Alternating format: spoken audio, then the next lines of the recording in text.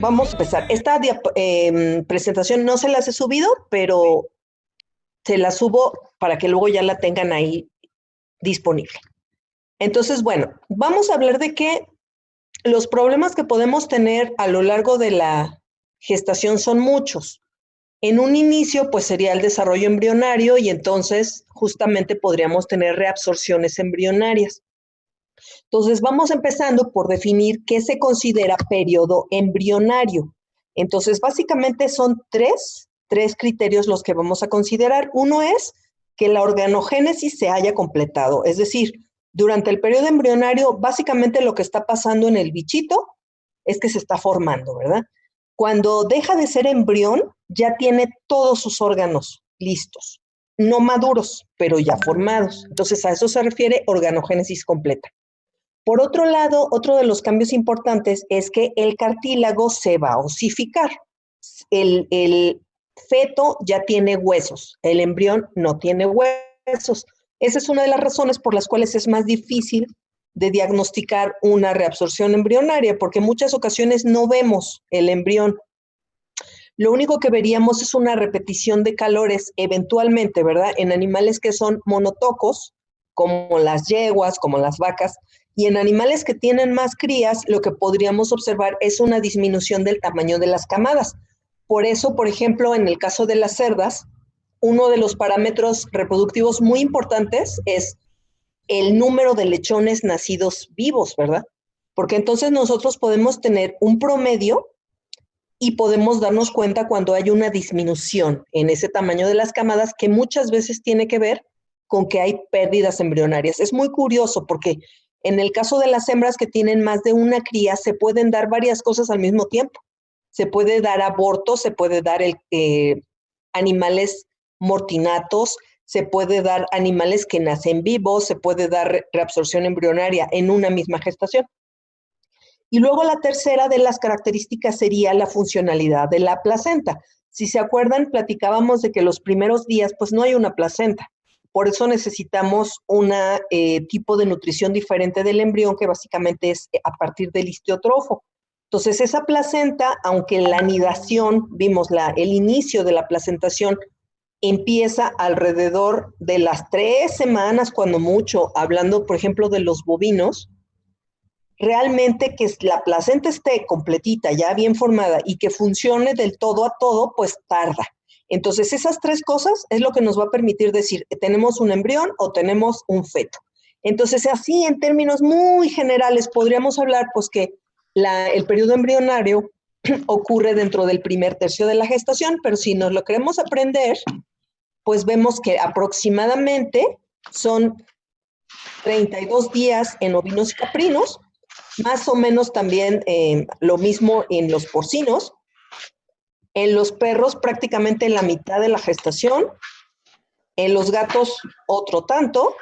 En equinos alrededor de 60 días y en bovinos alrededor de 45 días.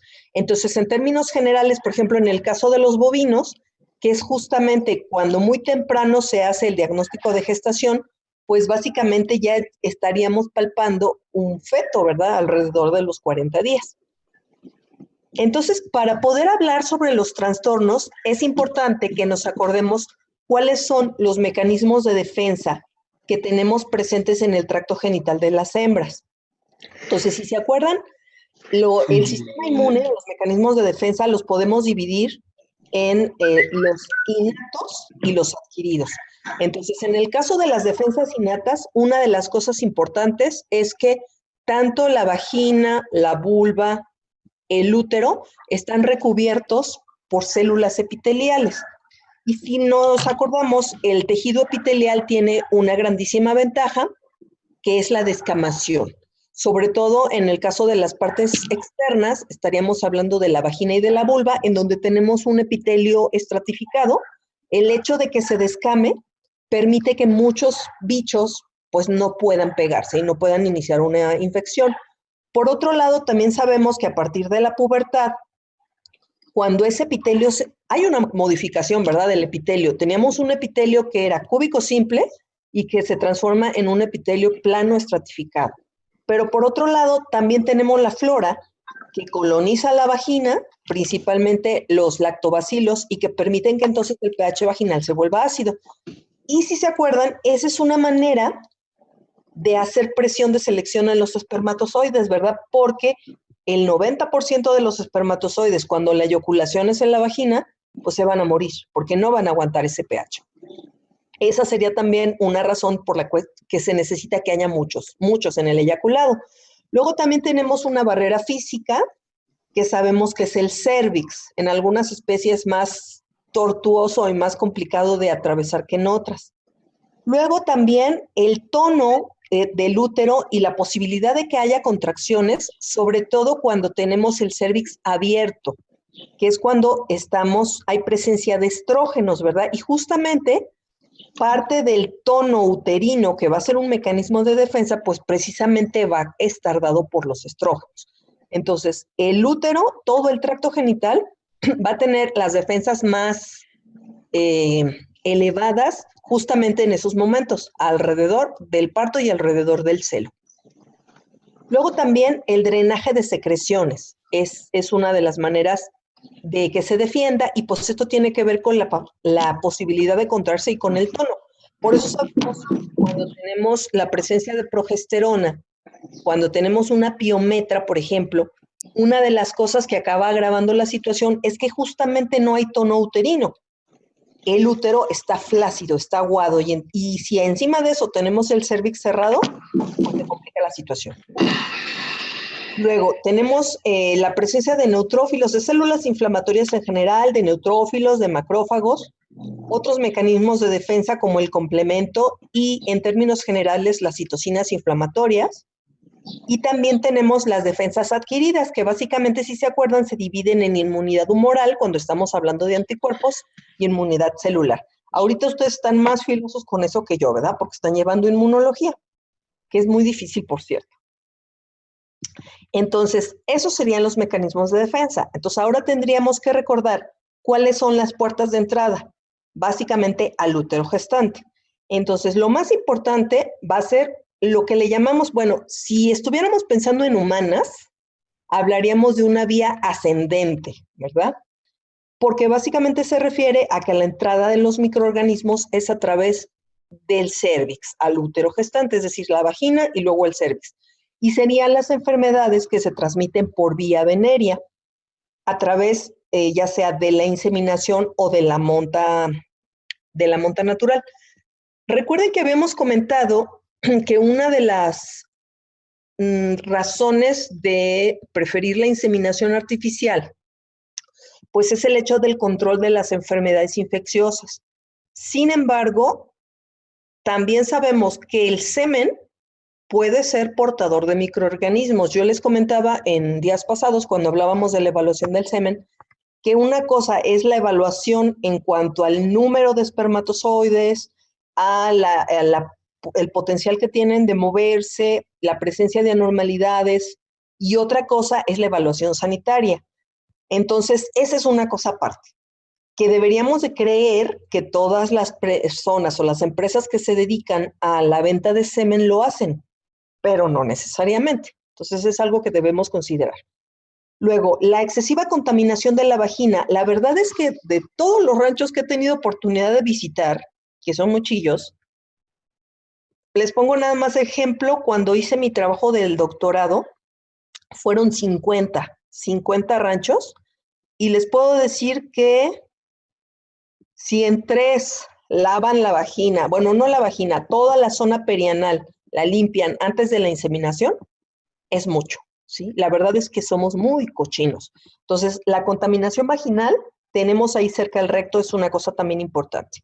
No sé si estén familiarizados con esto. Estos son camisas, se les llama, son fundas, precisamente para el instrumento para inseminar, la pistola de inseminación, que se colocan y vienen siendo básicamente como si fuera un condón. Entonces, esto permite que no haya contacto con lo de afuera. Se queda toda la suciedad afuera de la camisa, y entonces disminuye el riesgo de contaminación, por lo menos de la suciedad que hay en el área perineal.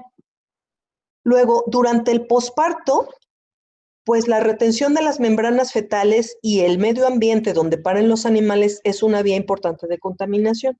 Y la otra va a ser la vía hematógena, que sería a través de la circulación sanguínea, a través de la placenta. Entonces podemos tener algunas enfermedades presentes en otros aparatos y sistemas y que eventualmente por sangre lleguen a la placenta. Tenemos otras dos. Estas que acabo de mencionar, que incluso se las puse con negrita, serían las más importantes, pero tenemos otras dos posibilidades.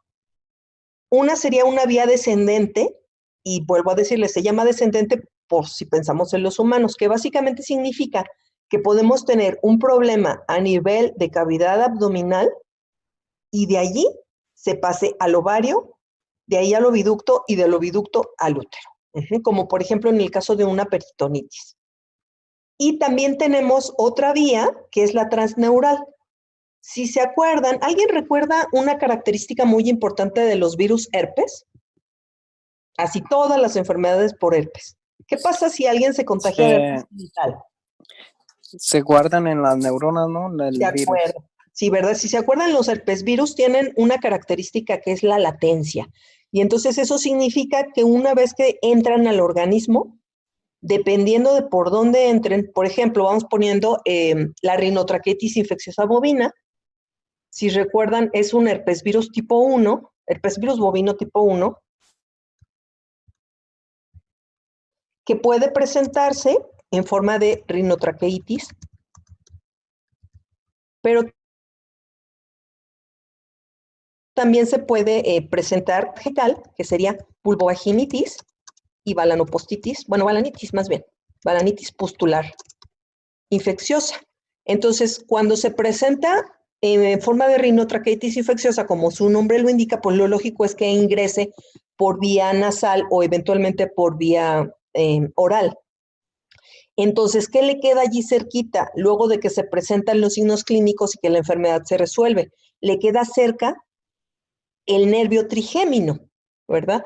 Entonces, puede ir a alojarse allí, quedarse por ahí, los ganglios nerviosos también, y entonces el animal es una manera que tiene el virus de evadir el sistema inmune, porque si nos acordamos, las neuronas son órganos inmunoprivilegiados. Bueno, no las neuronas, sino los órganos que están formados de neuronas son inmunoprivilegiados. Entonces, de alguna manera hay un riesgo menor de que sufran inflamación. Entonces, ¿qué pasa cuando nosotros tenemos inmunodepresión? Los virus herpes tienen oportunidad de salir, ¿verdad? Y de generar nuevamente cuadros clínicos. Entonces, de hecho, cuando se está haciendo investigación y se quiere aislar el virus, lo que se hace es que 3 días seguidos se le pone algún glucocorticoide al animal. Eso hace que se inmunodeprima y entonces podemos hacer el aislamiento del virus, o lógicamente cuando está presente. En el caso de la vulvovaginitis y la balanitis pustular infecciosa, que es la forma genital de la enfermedad, el virus tiende a irse al nervio ciático y allí se queda bien a gusto. Les voy a poner otro ejemplo. No sé si ustedes tuvieron varicela, pero los que tuvimos varicela, miren, yo aquí tengo por ahí una marquita de la varicela. Cuando seamos viejitos, si es que llegamos,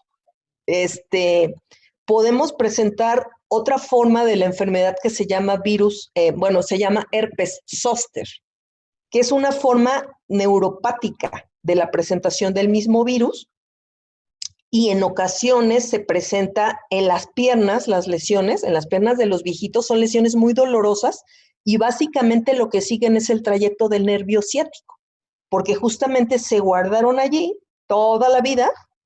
Y luego, cuando uno es viejillo y ya está más amoladillo, ¿verdad? Pues se presenta la enfermedad. Bueno, entonces eso sería en el caso de los herpes. Y ya sabemos que tenemos otros virus herpes de importancia veterinaria, por ejemplo, el Augeski en el caso de los cerdos, que justamente también es una enfermedad que puede generar pérdidas reproductivas. Ahorita los vamos a recordar. Ay, espérenme. Bueno. Se me andaba pasando. Miren, este sería un ejemplo de uno de los bichos que se puede adquirir a través del contacto venéreo. Es la tricomoniasis, ¿verdad? Es un parásito.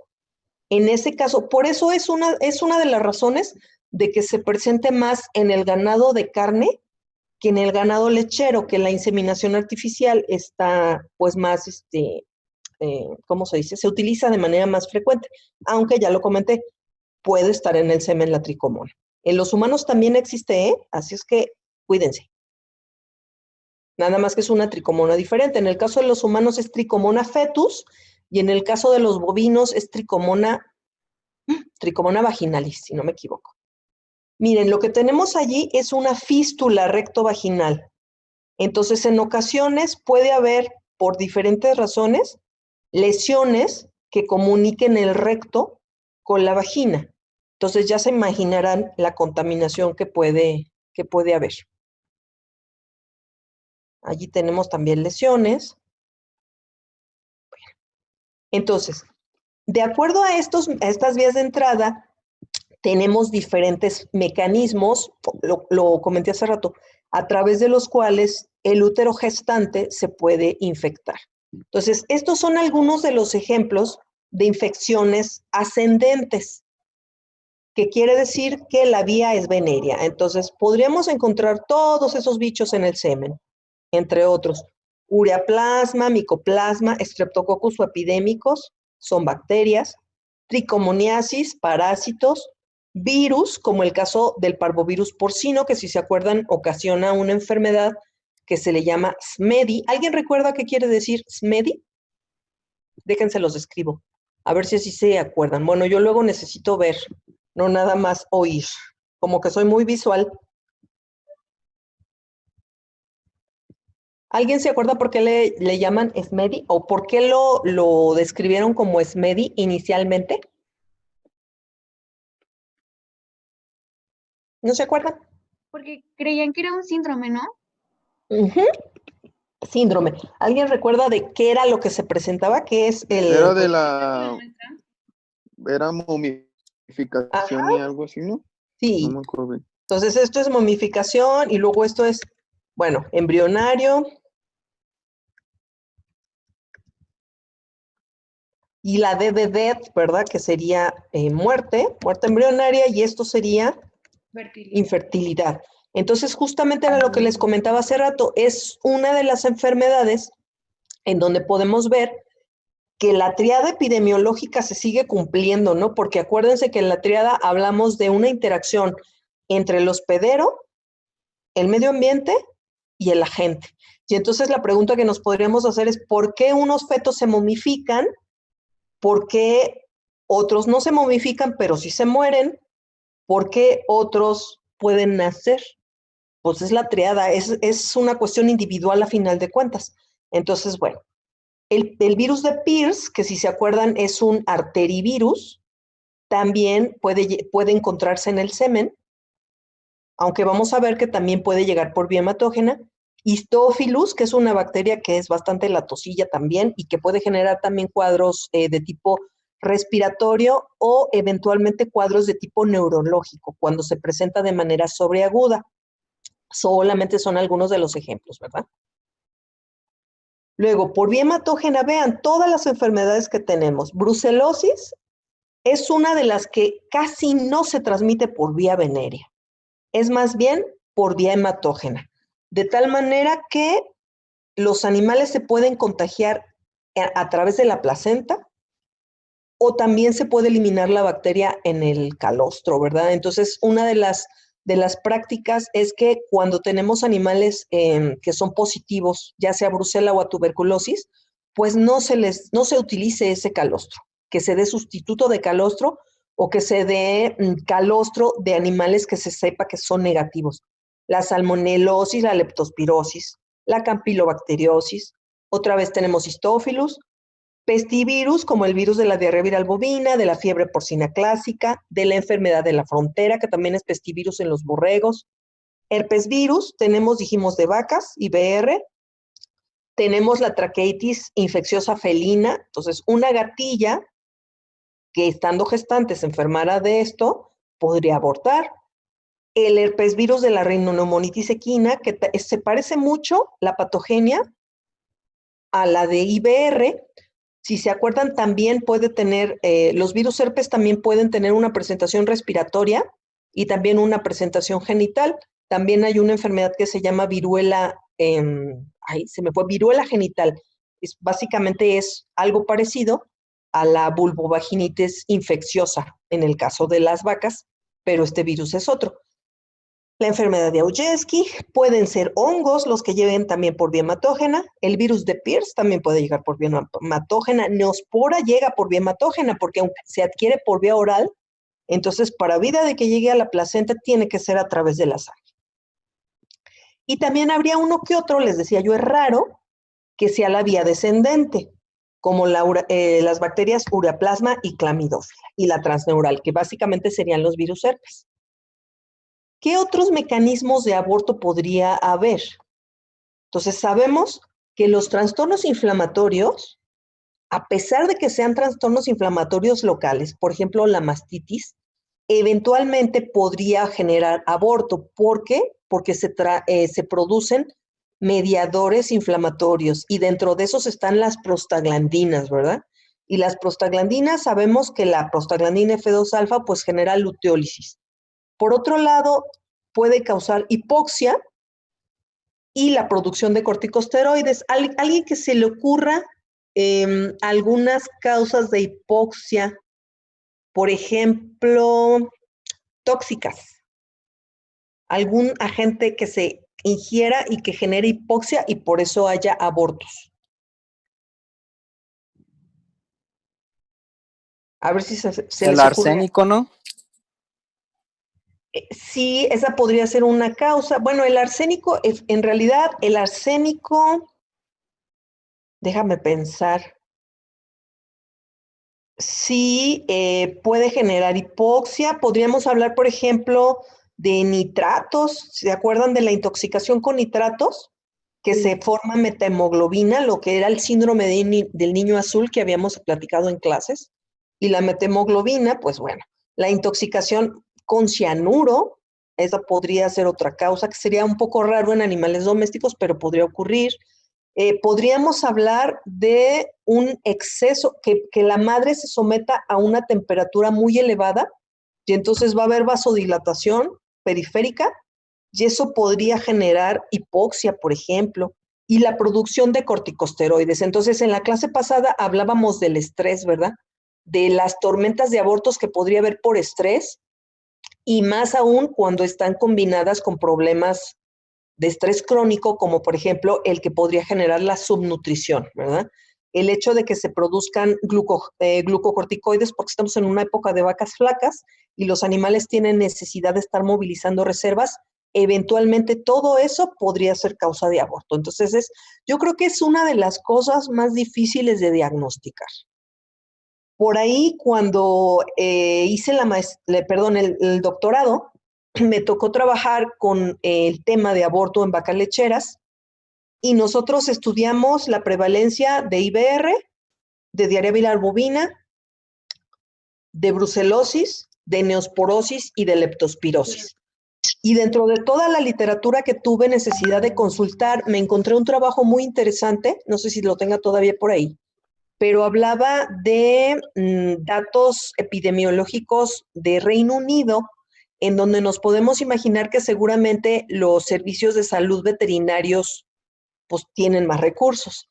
Entonces hablaba de datos, si no mal recuerdo, de alrededor de 7,000 casos de aborto y llegaban a la conclusión de que más del 60% de los casos, a pesar de que se remitiera el feto al laboratorio, fíjense, el feto, no nada más muestras de sangre, se quedaban sin diagnóstico.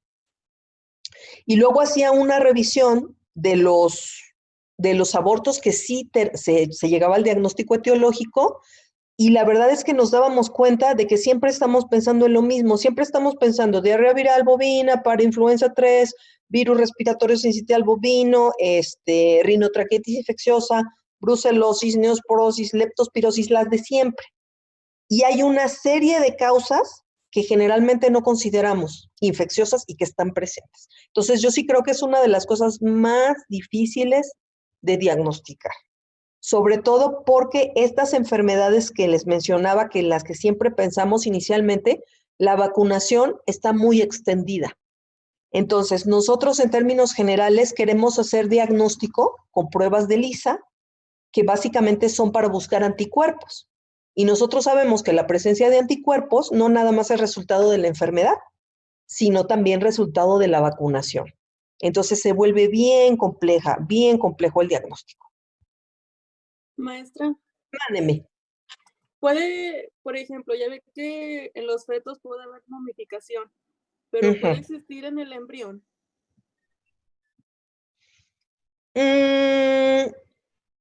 Un embrión, déjame pensar si a esas alturas. No, en realidad cuando hablas de momificación es fetal. Cuando se llega a morir el embrión, básicamente se deshace, ¿sí? Entonces prácticamente no podrías encontrar alguna descarguilla por allí. Pero para que haya momificación, ¿y sabes por qué? Básicamente porque, ¿qué sería la momificación? Pues casi que es la pérdida de agua. Y para que haya, es una gangrena, ¿se acuerdan? Una gangrena Es gangrena seca, ¿verdad? Sí. Ajá, es gangrena seca. Entonces, ¿qué tiene que haber? Un daño vascular. Y el daño vascular básicamente tendría que ser un daño de los vasos de la placenta. Entonces hablábamos hace rato de que cuando ya hay una placenta, ya no estamos hablando, una placenta plenamente funcional, ya no estamos hablando de embrión, estamos hablando de feto. Entonces, más bien es fetal la momificación. Si es antes de eso, lo que tendríamos es una reabsorción, ¿de acuerdo? Entonces, bueno, déjenme ver. Entonces, miren, aquí tenemos este cuadrito que a mí me gusta mucho. Entonces, es básicamente la patogenia, lo que podría ocurrir cuando hay una infección en el útero gestante. Entonces, ya tenemos aquí las posibilidades. Déjenme ver dónde quito esto, porque me estorba. Entonces, necesitaríamos que hubiera contacto de un patógeno con una hembra gestante. Eso tendría que dar como consecuencia la infección materna. Ya sabemos que esa infección materna podría ser a partir de diferentes vías. Podríamos tener la aspiración de aerosoles, podría ser infección de toma de agua de alimento contaminado a través de la vía oral, podría caer aerosoles no nada más en la nariz, podría ser por vía conjuntival, por ejemplo, podría ser a partir del semen o el contacto de las mucosas en el momento del coito, etcétera. Entonces, dependiendo de la vía, si hablamos de vía sanguínea, de una infección que empieza, por ejemplo, en vía respiratoria, pues por vía sanguínea tendría que ser la infección placentaria, es la ruta hematógena. Pudiera ser también una vía vaginal, habíamos comentado, entonces a partir del coito habría infección en la vagina, a partir del cérvix, y a partir del cérvix pasaría la infección al amnios. O bien, como hablábamos de una vía descendente, un animal que tenga un problema en cavidad abdominal y que de allí se pase al ovario, al oviducto y al útero gestante finalmente. Entonces, independientemente de la vía, una cosa muy importante sería considerar la virulencia de la gente, ¿verdad? ¿Qué tan bravo es? Y la segunda, ¿qué tan avanzada está la gestación? Entonces, dependiendo de la interacción entre esos factores y algunos otros más que pudiera haber, pero creo que esos dos son muy importantes, podríamos tener como resultado de la infección materna una serie de cosas. Entonces, ¿qué podría pasar? Podría enfermarse la hembra y podríamos tener el nacimiento de un feto normal. Podría haber un desarrollo de un feto normal y un nacimiento normal. Podría ocurrir. ¿En qué circunstancias, por ejemplo? Vamos pensando que tenemos un animal que se pone en contacto con el virus de la diarrea viral bovina, pero es un animal inmunizado previamente contra diarrea viral bovina. Pues prácticamente no habría todo esto y entonces podría nacer un feto normal. Podríamos tener el nacimiento de un feto infectado, no necesariamente de un feto enfermo. Vamos a usar otra vez el ejemplo de la diarrea viral bovina. ¿Alguien se acuerda que es un persistentemente infectado, muchachos? Hablando de diarrea viral.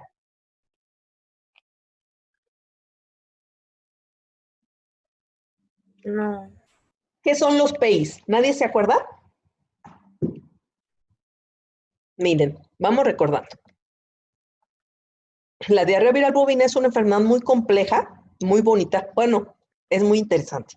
Entonces, acuérdense que el virus de la diarrea viral bovina, primero tenemos que es un pestivirus, ¿verdad? Y tenemos diferentes tipos antigénicos. Tenemos diarrea viral bovina tipo 1 y diarrea viral bovina tipo 2. ¿Eso qué implicaciones tiene? Bueno, tiene la implicación de que si nosotros tenemos la presencia de diarrea viral bovina 1 en un hato, necesitamos vacunar contra diarrea viral bovina tipo 1, porque la diarrea viral bovina tipo 2 es diferente el virus desde el punto de vista antigénico. Eso es lo que importa. Desde el punto de vista biológico de la clasificación o los tipos biológicos más bien del virus, podemos tener un virus que se llama citopático, y unos virus que son no citopáticos. Esa clasificación se hace en función de cómo se comporta el virus cuando se cultiva en células. Entonces, el virus citopático prácticamente destruye a las células y el virus no citopático no necesariamente.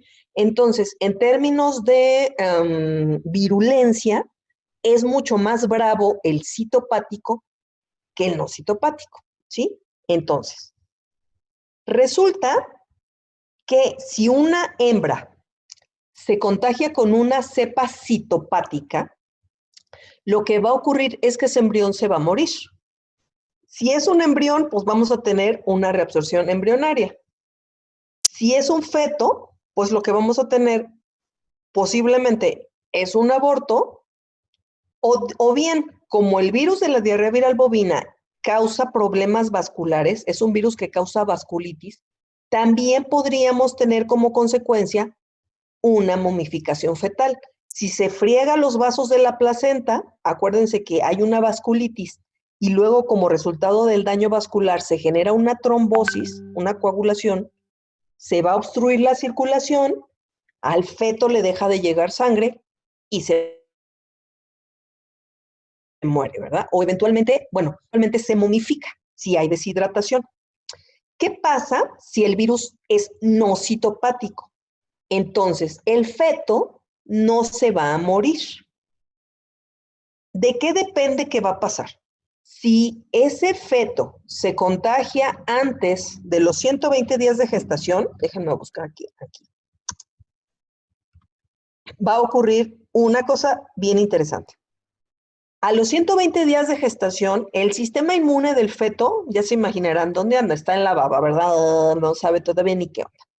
Entonces, si el virus llega antes de ese periodo, el feto no va a tener posibilidades, el sistema inmune del feto no va a tener posibilidades de reconocerlo como algo extraño. Cuando el sistema inmune del feto ya tenga manera de reconocer algo como extraño, el virus ya está allí. Y entonces ese feto va a ser inmunotolerante. ¿Eso qué quiere decir? Que no va a poder reconocer al virus como algo ajeno. Entonces van a ser cuates. Eso va a dar como consecuencia que cuando ese animalito nazca, si nosotros le hacemos una prueba para buscar anticuerpos, ¿qué va a pasar? No los vamos a encontrar. Entonces van a ser animales seronegativos. Fíjense, no son falsos positivos, no son falsos negativos. Efectivamente son negativos, no tienen anticuerpos, pero ¿cuál es la bronca? Que sí tienen el virus. Entonces, justamente, estos animales, muchachos, son a los que se les llama persistentemente infectados. Entonces, ¿qué tendríamos que hacer para controlar la diarrea viral bovina? ¿Ibas a decir algo, Karen? No. ¿No? Bueno, entonces, ¿qué tendríamos que hacer para controlar la diarrea viral bovina? Tendríamos... ¿Perdón, Dionisio? Hacer pruebas de PCR, ¿no? Y no tanto de anticuerpos. Ajá, hacer pruebas buscando el virus, ¿verdad? Entonces se podría intentar el aislamiento viral, esa es una, se podría hacer una prueba de PCR y hay unas más fáciles, hay laboratorios que tienen unas pruebas de ELISA que se llaman ELISA de captura de antígeno. Entonces esas no buscan anticuerpo, buscan antígeno y tienen de hecho hay unas de un laboratorio, no sé si todavía se llame así, IDEX, que lo que se utiliza como muestra es una muesca de oreja. Ni siquiera se tienen que sangrar los animales, se le hace un pellizquito en la oreja y esa es la muestra que se utiliza.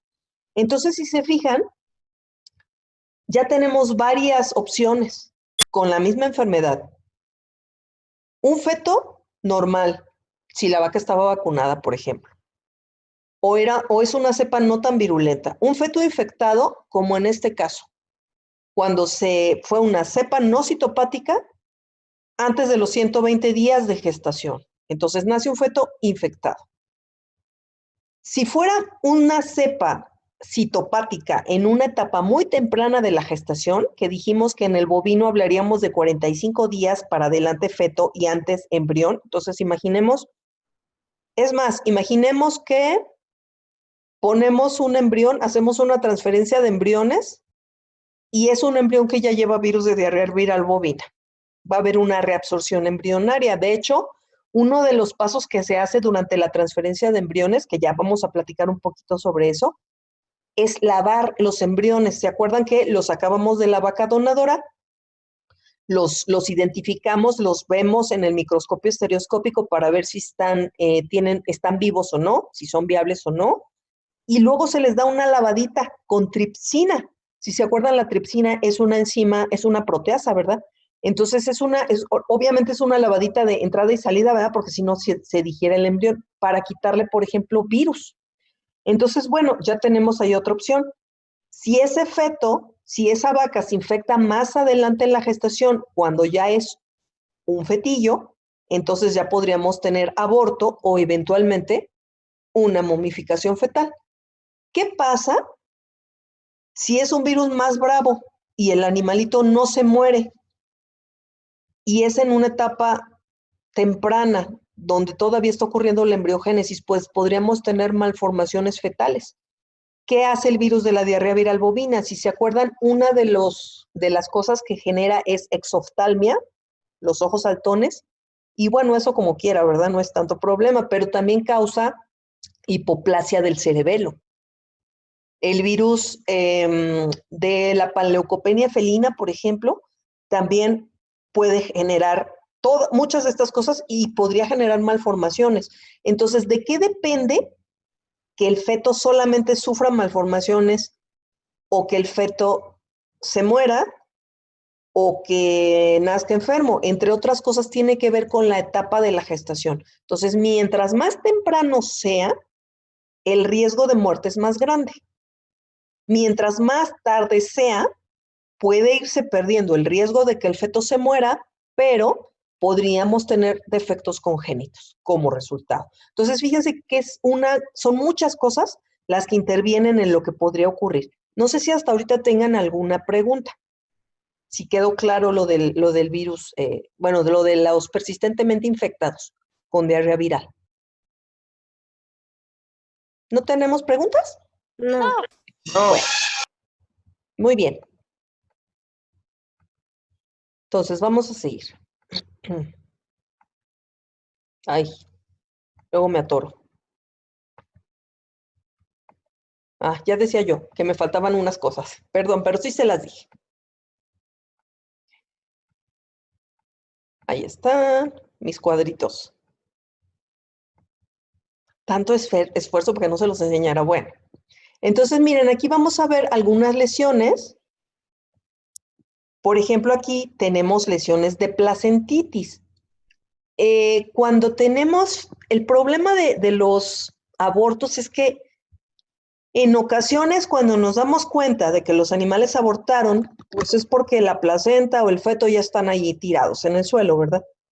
Y eso nos causa problemas con la contaminación.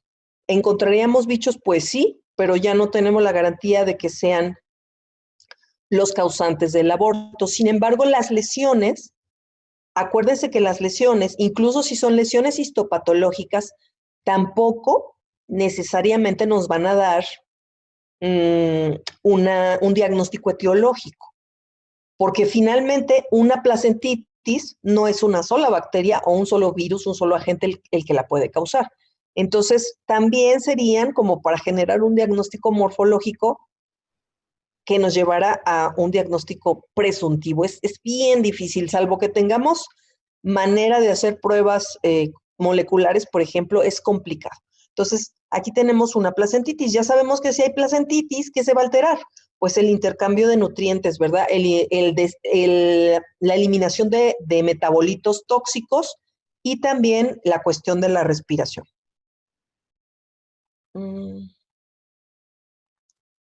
Aquí tenemos un caso de momificación fetal. Si se acuerdan, decíamos hace rato, es gangrena seca. No es mucho problema para la vaca, ¿verdad? O para la hembra que la sufre, porque si se acuerdan, en la gangrena seca no tenemos proliferación de bacterias, ¿verdad?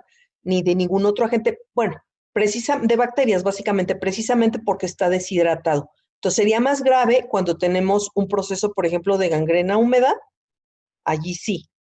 Entonces, recuerden que todas las causas de momificación o de gangrena seca van a tener que ver con un daño vascular.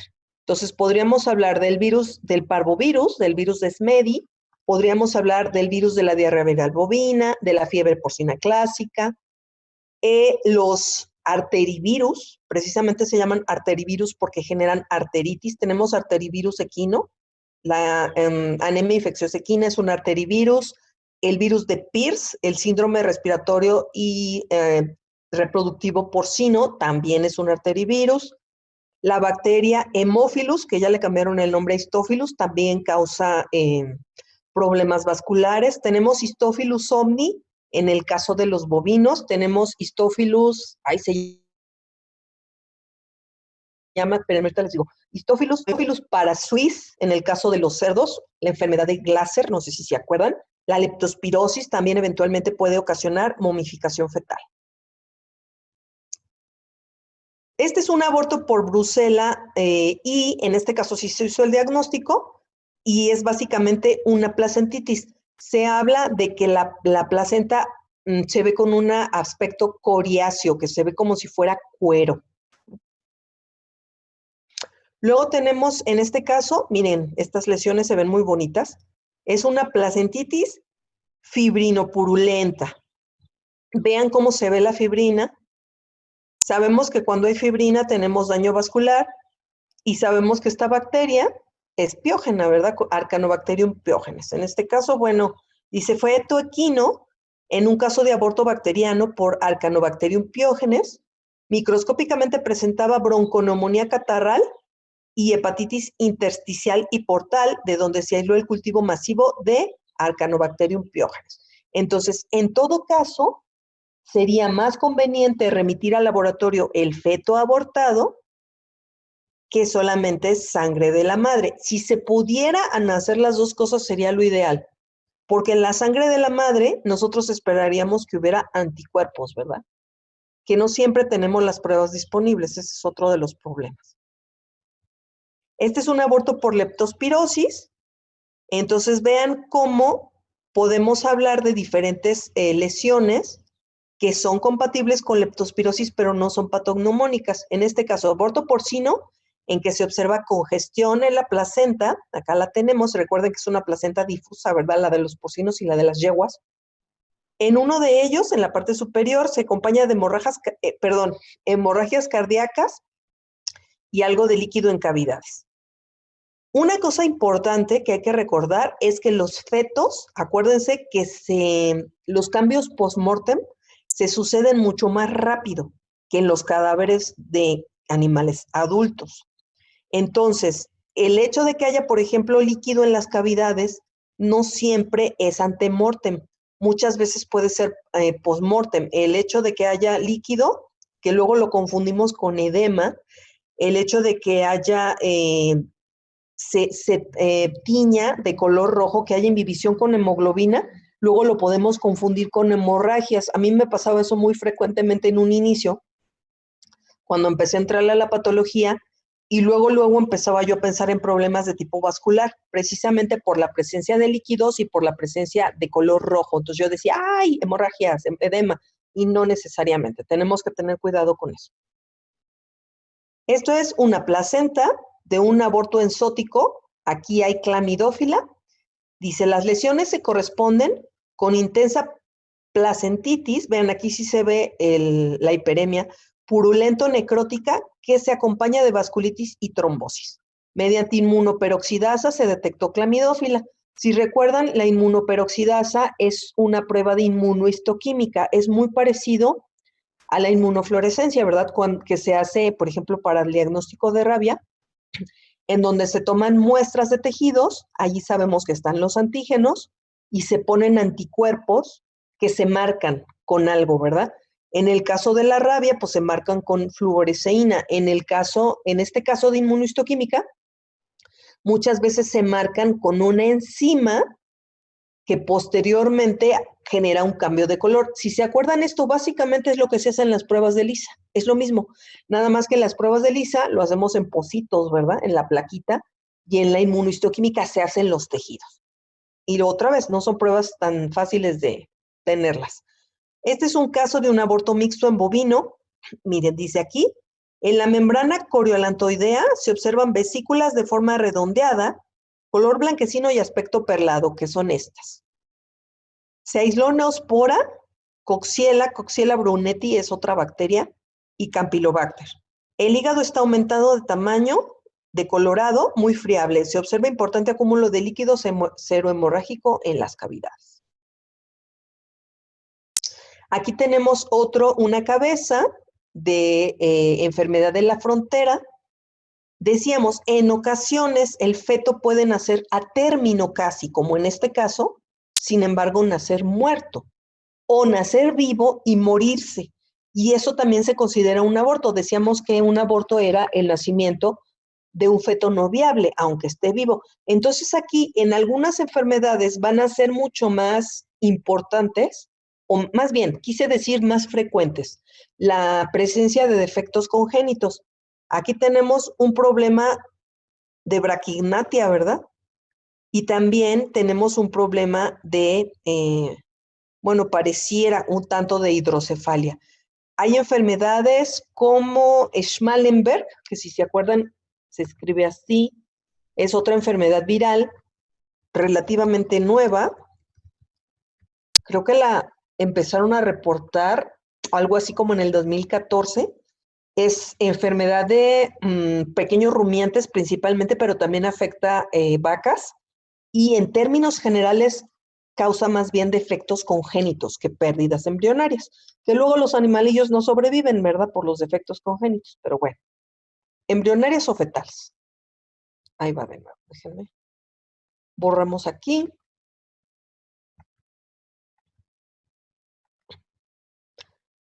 Miren, aquí tenemos una necropsia de otro aborto por Campylobacter, en donde podemos ver que hay perihepatitis fibrinosa, si se acuerdan, cuando es nada más la presencia como de adherencias, hablamos de perihepatitis.